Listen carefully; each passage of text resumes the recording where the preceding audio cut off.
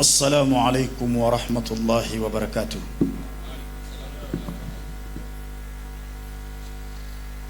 الحمد لله رب العالمين، والعاقبة للمتقين، فلا عدوانا إلا على الظالمين، والصلاة والسلام على أشرف الأنبياء والمرسلين سيدنا محمد وعلى آله وأصحابه الكرام ومن تبعهم بإحسان إلى يوم الدين. أما بعد. Ndugu zangu kina baba, kadhalika akina mama, Waislamu na wale ambao hamjabahatikiwa kuwa Waislamu, baada ya kumshukuru Mwenyezi Mungu Subhanahu wa Ta'ala na kumtakia rehma na amani mtume wetu Muhammad pamoja na ahli zake na sahaba wake kwa ujumla, kuanzia jana ilipoingia magharibi, tayari tulikuwa katika Ramadhani ya 17, na katika historia ya Uislamu ndiyo siku ambayo vilipiganwa vita vya Badri. Masahaba walikuwa 313, makafiri walikuwa 1000. Na mchana wake ni leo. Leo tumekuja kwa ajili gani? Maanake kila mmoja aliyopo hapa lazima afahamu, katika mchana wa Badri, katika viwanja hivi vya furahisha, amekuja kwa lengo gani? Tumekuja hapa ndugu zangu, lengo ni kutawassal kwa Mwenyezi Mungu Subhanahu wa Ta'ala kupitia asma'u ahli al-Badri, ni kujiweka karibu na Mwenyezi Mungu Subhanahu wa Ta'ala kwa kuyataja majina 313 ya wale masahaba walioshiriki vita vya Badri, kana kwamba tunamweleza Mwenyezi Mungu Subhanahu wa Ta'ala ya kwamba tunajua mchango wa masahaba hawa, tunaijua thamani ya masahaba hawa, tuna mapenzi makubwa na masahaba hawa. Kile kitendo chetu cha kuijua thamani ya masahaba hawa na kuwapenda masahaba hawa na kuutambua mchango wao, iwe ni katika a'malu saliha, ni katika matendo yetu mema ambayo tunajikurubisha kupitia matendo hayo kwako wewe Mwenyezi Mungu Subhanahu wa Ta'ala. Na jambo hili katika sheria ya dini halina wasiwasi, kumwomba Mwenyezi Mungu Subhanahu wa Ta'ala kupitia a'mali saliha, kupitia matendo mema. Kwa sababu muda hautoshi, hatuwezi kuzungumza kisa cha wale ashabul kahfi, namna ambavyo Mwenyezi Mungu Subhanahu wa Ta'ala alivyowanusuru walipokuwa pangoni. Kila mmoja aliomba kupitia amali njema aliyokwishawahi kuifanya katika maisha yake. Kwa hiyo tuko hapa kwa ajili ya kumwomba Mwenyezi Mungu Subhanahu wa Ta'ala, kila mmoja na shida aliyonayo. Mimi ninafahamu miongoni mwetu wapo ambao ni wagonjwa. Ninataraji kwa dua tutakayoisoma hapa, Mwenyezi Mungu anakwenda kutuondoshea maradhi yetu, tusemeni insha Allah. Lakini miongoni mwetu wapo ambao wamebanwa na uchumi, kula yake haifahamiki, akiugua ni tatizo kubwa. Lakini naamini kwa dua tutakayoisoma hapa, Mwenyezi Mungu Subhanahu wa Ta'ala anakwenda kutufanyia wepesi katika uchumi wetu, tusemeni insha Allah. Lakini miongoni mwetu wapo ambao wana tatizo la kibiashara, wanafanya sana biashara, lakini wamekuwa ni watu wa kushuka siku hadi siku, mpaka miongoni mwetu tumekuwa asfala safilin, ni wa chini kuliko walio chini. Na changamoto hizi zinasababishwa huenda na husuda za watu au na vijicho vya watu. Mimi ninaamini kwa dua kubwa tutakayoisoma hapa tunakwenda kutatua changamoto za kibiashara, tusemeni inshallah. Lakini wapo ambao wameharibikiwa mahusiano ya ndoa, mahusiano ya uchumba, mahusiano baina yake yeye na bosi wake na jamii anayotangamana nayo, wakiwemo majirani zake anaofanya nao kazi. Mahusiano yameharibika. Leo ndio siku ya kumlilia Allah subhanahu wa ta'ala. Leo ndio siku ya kujinyenyekeza kwa Allah, kumwomba Allah subhanahu wa ta'ala atengeneze mahusiano yetu. Na mimi naamini ukishiriki bidhati alqalbi wal ikhlasi niyya, kwa dhati ya moyo wako na kwa utakaso wa nia yako, Mwenyezi Mungu anakwenda kukurekebishia yote haya, tusemeni inshallah. Lakini dua hii imeambatana na viambajengo, kwa sababu ni dua tiba. Kuna dua ya kawaida na kuna dua tiba, na wala hakuna shaka katika Uislamu kufanya dua tiba. Maana kuna baadhi ya watu kila kitu wao wamekariri kuwa ni ushirikina. Kuna kitu kinachoitwa dua tiba. Dua tiba lazima iambatane na viambajengo. Nitakupeni mfano mmoja. Mtume sallallahu alayhi wa alihi wasallam alipokuwa akifuatwa na watu wenye matatizo, alikuwa anatemea hiki kidole chake cha shahada, anakitemea mate. Akishakitemea mate, anagandamiza kwenye udongo au kwenye mchanga, kisha anasema turbatu ardina biriqat ba'dina yushfa saqimuna biidhni rabbina. Udongo wa mmoja wetu unapoambatana na mate ya mmoja wetu humponya mgonjwa wetu kwa idhini ya Mola wetu. Kisha ananyanyua kile kidole anampaka mgonjwa, na wengi walikuwa wanapona kwa kufanyiwa hivi na Mtume sallallahu alaihi wasallam. Sasa yale mate na ule udongo ndio viambajengo ambavyo vinaambatana na dua. Na haya maneno sio kwamba nimeyabuni mimi kichwani. Nenda kafunue kitabu kinachoitwa Atibu Nabawi, kilichotungwa na mwanawachuoni Ibnul Qayyim al-Jawziyya rahimahullah. Tena huyu ni mwanawachuoni wa Kiwahabi huyu. Na hadithi hii imepokelewa na Bukhari na Muslim, na tunaambiwa vitabu hivi viwili, Bukhari na Muslim, as-sahhul kutubil musannafa, ndio vitabu sahihi zaidi ya vitabu vyote vya hadithi vilivyotungwa. Hadithi hiyo imo, Mtume anatumia mate, Mtume anatumia udongo kuwatibu wagonjwa.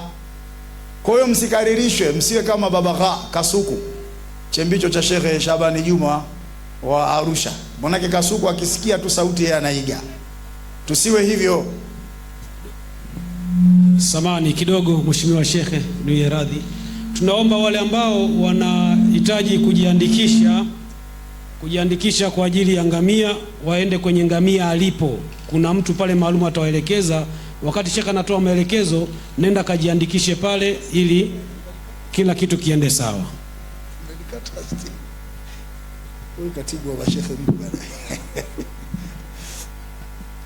Kwa hiyo msikariri, lakini lazima muelewe kwamba Mtume wakati anahama Maka kwenda Madina, na nyumba yake imezungukwa na Makuraishi, na wakiwa wameshika silaha, wamekubaliana wamvamie Mtume, wampige pigo moja, kisha ile damu yake igawanywe kwenye makabila tofauti tofauti.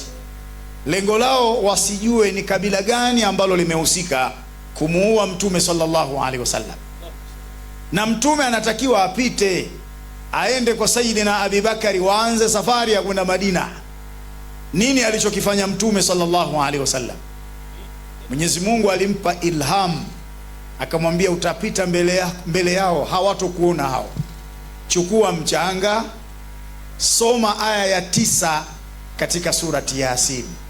Na kweli Mtume sallallahu alaihi wasallam akachukua mchanga, kisha akasema waja'alna min baini aydihim saddan wa min khalfihim saddan fa aghshaynahum fahum la yubsirun. Mtume kawamwagia mchanga, wale wamelala wamekoroma, hawakumuona Mtume sallallahu. Mtume anaianza safari ya kutoka Maka kwenda Madina. Lakini katika vita vya Badri Waislamu walikuwa ni wachache sana, 313 kwa watu 1000, kana kwamba mtu mmoja anapigana na watu watatu, mtu mmoja. Lakini Mwenyezi Mungu Subhanahu wa Ta'ala bado alimwambia Mtume, chukua mchanga, tamka maneno haya, ule mchanga warushie wale maadui. Mtume anatoka kwenye kibanda chake, yuko juu ya farasi, ana drop kutoka juu ya farasi, huku anasema sayuhzamul jam'u wa yuwalluna dubura. Kisha akachukua mchanga akasema shahatil wujuhu, ule mchanga akaurusha upande wa wale makafiri 1000. Wewe tazama, mchanga ulikuwa ni kiganja kimoja tu cha mkono, lakini uliwaenea wale makafiri wote 1000. Wapo ambao mchanga ule uliwaingia kwenye macho yao, na kuna wengine uliwaingia kwenye mapua, kwenye midomo yao, ikawa ni sababu ya wale makafiri kudhoofika. Waislamu ikawa wanaweka panga zao kwenye mashingo yao hao makafiri na kuwafyekelea mbali. Mtume akaibuka kuwa mshindi. Lakini nini katumia Mtume sallallahu alaihi wasallam? Ametumia mchanga. Lakini tazama katika vita vya Hunaini, soma hata katika kitabu kinachoitwa Ar-Rahiqul Makhtum, kitabu cha sira, utakuta katika vita vya Hunaini Mtume alichukua mchanga akasema shahatil wujuh, akarusha. Sasa leo hii tunapowaambia watu waje na mchanga kwenye dua kama hizi, kuna baadhi ya watu wana complain kwamba huo ni ushirikina, bila ya kufahamu kwamba msingi huu kauanzisha nani? Kauanzisha Mtume sallallahu alaihi wasallam. Na wala matukio haya hayakuwa hasu kwa Mtume, yani eti anahusika Mtume peke yake.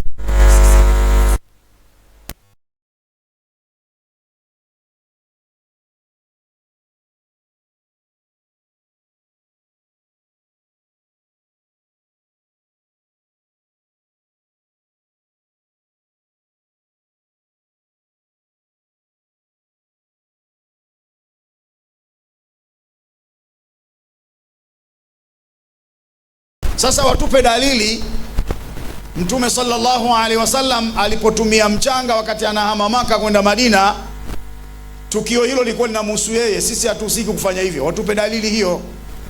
Au wakati Mtume sallallahu alaihi wasallam anachukua mchanga katika vita vya Badri kisha akawarushia makafiri, watueleze, je, tukio hili lilikuwa linaishia kwa Mtume? Watupe dalili. Lakini Mtume alipotemea kidole chake kisha akagandamiza kwenye udongo akawapaka wagonjwa na wakapona, watueleze kwamba tukio hili lilikuwa linamuhusu Mtume tu, sisi hatuhusiki kufanya hivyo. Ukiwaomba dalili kama hizo hawana.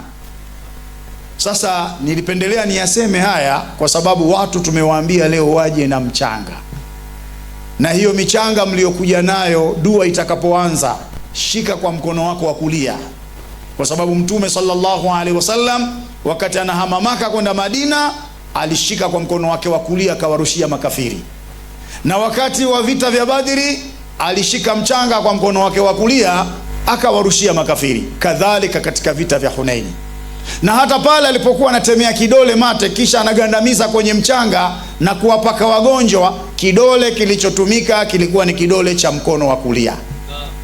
Na wewe mwenyewe una uwezo wa kuwekania, Mwenyezi Mungu, kama ulivyowasambaratisha makafiri katika vita vya Badri kutumia silaha ya mchanga, Mwenyezi Mungu, ninakuomba niangamizie aina zote za uadui zilizoko katika mwili wangu. Uadui wa aina yoyote ulioko katika nyumba yangu, uadui wa aina yoyote ulioko katika eneo langu la biashara. Weka nia hali ya kuwa umeshika mchanga wako kwa mkono wako wa kulia. Nilipenda kwanza nilizungumze hilo, kutoa wasiwasi na mashaka kwa wale ambao wamekariri kila kitu ushirikina. Ushirikina ni kumwomba asiyekuwa Allah. Ushirikina ni kumwabudu asiyekuwa Allah. Ushirikina ni kumchanganya kiumbe ukamwomba pamoja na Allah, au ukamwomba kiumbe katika lile jambo ambalo hana uwezo nalo isipokuwa nani? Allah. Sasa leo unapotumia ule mchanga unamwomba nani? Unamwomba Allah. Itikadi yako wewe haiko kwenye ule mchanga. Ule mchanga ni vyambajengo kama alivyotumia Mtume sallallahu alaihi wasallam. Lakini bado tumekuwa tunaambiwa hii ahlul badri ni ushirikina, na miongoni mwa hoja wanazozitoa eti sisi tunawaomba wale masahaba 313 waliopigana vita vya Badri, na wakati jambo haliko hivyo. Ukitaka kujua kwamba sisi hatuwaombi wale masahaba, chukua kitabu chenyewe hiki cha ahlul badri, hiki hapa hiki, halafu tazama dua yenyewe namna ilivyo. Dua yenyewe namna ilivyo, kwanza tunaanza kumtaja Mtume Muhammad, lakini tunamtaja kwa kumwomba nani? Allah jalla jalalu, sio kumwomba yeye mtume. Kitabu kinasema Allahumma inni as'aluka, ewe Mwenyezi Mungu, hakika mimi ninakuomba wewe. Hapa anaombwa nani? Allah. Anaombwa Allah jalla jalalu. Sasa kwa nini wao wanageuza, wanasema nyinyi mnawaomba wale maswahaba 313 waliopigana vita vya Badr, na wakati kitabu chenyewe kinasema Allahumma inni as'aluka, ewe Mwenyezi Mungu, hakika mimi ninakuomba wewe. Kisha ukishasema hivyo ndio unasema bi sayyidina Muhammad sallallahu alayhi wasallama almuhajiri. Ninakuomba kwa Sayyidina Muhammad. Kwa Sayyidina Muhammad maana yake ni nini? Watu wa lugha wanasema hii be ni ba'u sababia, lakini baada ya ba'u sababia kuna vitu ambavyo ni mahadhufu, vimeondolewa hapa. Makadirio yake, Mwenyezi Mungu, hakika mimi ninakuomba kwa sababu ya kutambua mchango wa wale waliopigana vita vya Badri. Ninakuomba kwa sababu ya kuwathamini masahaba waliopigana vita vya Badri, kutambua mchango wao na kuwathamini minal a'mali salihah allati yataqarrabu biha almuslimu ila Allah. Ni miongoni mwa matendo mema ambayo inafaa Muislamu kujikurubisha kupitia matendo hayo kwa Mwenyezi Mungu Subhanahu wa Ta'ala. Kwa hiyo zile fikra kwamba tunawaomba wale ziondosheni. Anayeombwa hapa ni Allah Subhanahu wa Ta'ala. Allah jalalu. Hilo pia nilipenda niliweke hivyo. Lakini pia kuhusiana na ngamia, huyu ngamia ni sadaka, ni kafara ya matatizo tulionayo, na maelekezo hayo ameyatoa Allah aliposema fasalli li rabbika wanhar inna shani'aka huwa al-abtar. Swali ewe Muhammad na uchinje kwa ajili ya Mola wako. Ukiswali na ukachinja kwa ajili ya Mola wako, majibu yake ni nini? Inna shani'aka huwa al-abtar, hakika adui yako ndiye atakayekatikiwa na kheri. Sasa hapa tunajifundisha kumbe swala na ibada ya kuchinja inaangamiza uadui, lakini pia inawaangamiza maadui, kama ambavyo kila mmoja hapa ataweka nia ya kuangamiza uadui, ikiwezekana kumwangamiza hata adui yake. Hayo ndiyo majibu, fasalli li rabbika wanhar, kuswali na kuchinja kwa ajili ya kuangamiza uadui. Haya ni mafundisho ya Qur'ani. Hivi hawa wanakuamia wapi hawa? Lakini pia unapokwenda kumshika yule ngamia, bila shaka kwa wale waliojiandikisha wamepewa karatasi iliyoandikwa wafku maalumu, na wafku huu kwa sifa yake unaitwa muthamminu. Kilichoandikwa ni maneno haya haya, fasalli li rabbika wanhar inna shani'aka huwa al-abtar. Tumewaelekeza wafku huu waukunje vizuri, waufunge kwenye kitambaa, wafunge kwenye mkono wao wa kulia, kisha huo mkono wa kulia ndio utakaotumika kumshika yule ngamia. Sasa kuna wengine wanasema unaenda kumwomba ngamia. Hebu sikilizeni, je, ngamia anaombwa pale? Ukishamshika yule ngamia unasema Allahumma ij'al hadha al-ibli fidaan li min jami'i mashakili. Mwenyezi Mungu nakuomba umfanye ngamia huyu awe fidia kwangu mimi kutokana na matatizo yote nilionayo. Hapo umemwomba ngamia, umemwomba Allah. Na unapomshika yule ngamia, ile karatasi ndio vyambajengo vyenyewe, na kule kumshika ngamia hali yako unamwomba Allah ndio vyambajengo. Hii ni dua tiba hii, na hakuna uharamu pale, kwa sababu humuombi ngamia, unayemwomba ni nani? Allah jalla jalalu. Na Mtume anasema hasinu amwalakum bizakati wadau maradhakum bisadaqa, zihifadhini mali zenu kwa kutoa zaka na watibieni wagonjwa wenu kwa kutoa sadaka. Leo wewe umetoa shilingi 10,000, 5,000 inamchangia ngamia yule, ndio gharama za kununuliwa yule ngamia. 5,000 nyingine inakwenda kuendeleza harakati za ujenzi wa vituo vya afya. Umefanya kafara mara ngapi? Mara 2. Kafara ya kwanza umemnunua mnyama, sehemu ya nyama itagawiwa kwa wahusika, mafakiri, maskini, mayatima. Umefanya sadaka kupitia mnyama, lakini bado umefanya sadaka kubwa ambayo ni sadaka tunjaria, sadaka yenye kuendelea. We ukifa, ile hospitali kadiri itakavyokuwa ina operate, we utakuwa unapata kule kaburini. Kwa hiyo umefanya kafara mara ngapi? Hakuna ushirikina. Lakini baada ya yule ngamia kuchinjwa, utapatiwa ule mnofu dawa ule. Tunaambiwa unapofanya ibada ya kuchinja udhhiya, ni sunna kumla yule mnyama. Utagawa, lakini ni sunna kufanya nini? Kumla. Na ndivyo ilivyo kwenye hakika. Na masala ya tiba yanafuata sheria. Kama umemwandaa mnyama kwa ajili ya sadaka, ni vyema ukala sehemu ya yule mnyama, kwa sababu unakuwa umefanya sunna ya Mtume na ni tiba. Ndio maana leo hii wale ambao wamejiandikisha na kupatiwa kadi, mwisho kabisa watakwenda na kadi zao, watapewa ule mnofu dawa.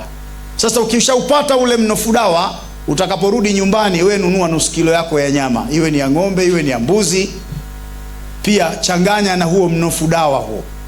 Ile baraka ya ule mnofu mmoja tu itaenea kwenye nyama yote na kwenye mchuzi yote. Unaweza ukala wewe pamoja na familia yako.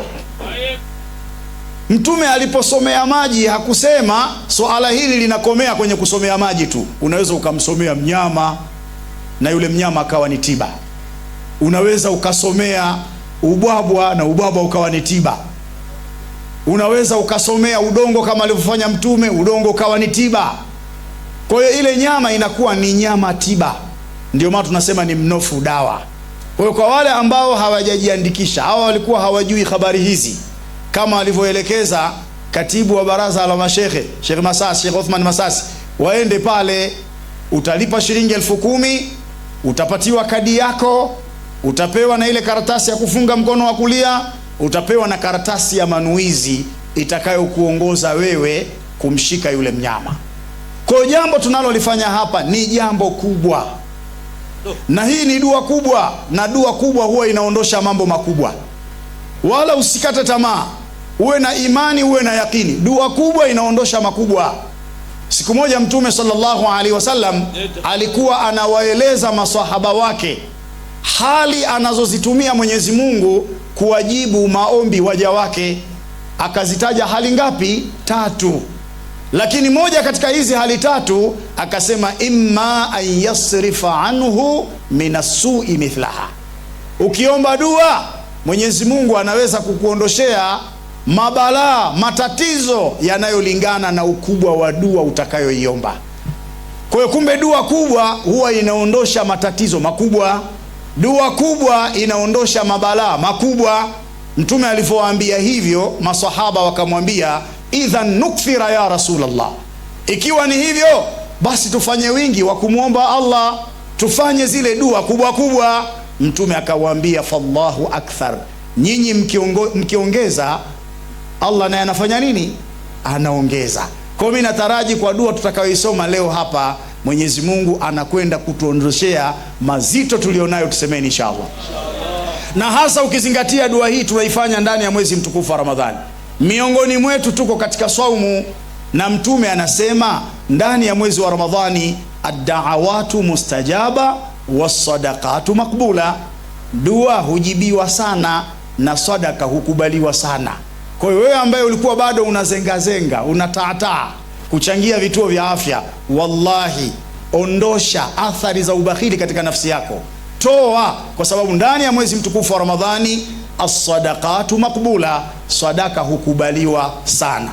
Sasa tutatoa kama dakika 2 au dakika 3, watu muweze kujiandaa ili tuweze kuingia katika dua, na hizi dakika 2 au 3 ni za kuelekezana tu namna dua inavyoitikiwa, lakini pia kwa wale ambao tayari wana michanga yao wamechukua kwenye pembe moja ya nyumba na pembe ya pili na ya 3 na ya 4, washike ile michanga yao kwa mkono wa kulia. Tutaelekeza baada ya dua watafanya nini, na hata hapa sawa, hata hapa unachukua, ila tulipenda nyumbani kwa sababu Mtume alichukua ule mchanga wa eneo la vita. Sasa kwa maadhali wewe haukuchukua nyumbani, chukua huu mchanga, kwa sababu mchanga una siri kubwa. Kwa hiyo utashika mchanga wako kwa mkono wa kulia, na dua namna itakavyoitikiwa, ya mwanzo kabisa tutaitikia afala yandhuruna ila al-ibli kaifa khuliqa. Twende. Afala yanzuruna ila al-ibli kaifa khuliqa. Hapana, ya kwanza masasi, hapana. Ya kwanza afala yanzuruna ila al-ibli kaifa khuliqa. Ya pili afala yanzuruna ila al-ibli kaifa khuliqa. Ile ya pili ndio inaenda wapi? Juu. Ya kwanza inashuka chini. Sawa. Haya, na kuanzisheni, alafu umma wote uitikie Allahumma minka ya Allahu ilaika Allah afala yanzuruna ila al-ibli kaifa khuliqa. Allah afala yanzuruna ila al-ibli kaifa khuliqa. Allahumma minka ya Allahu ilaika Allah afala yanzuruna ila al-ibli kaifa khuliqa. afala yanzuruna ila al-ibli kaifa khuliqa. Allahumma minka ya Allahu ilaika Allah afala yanzuruna ila al-ibli kaifa khuliqa.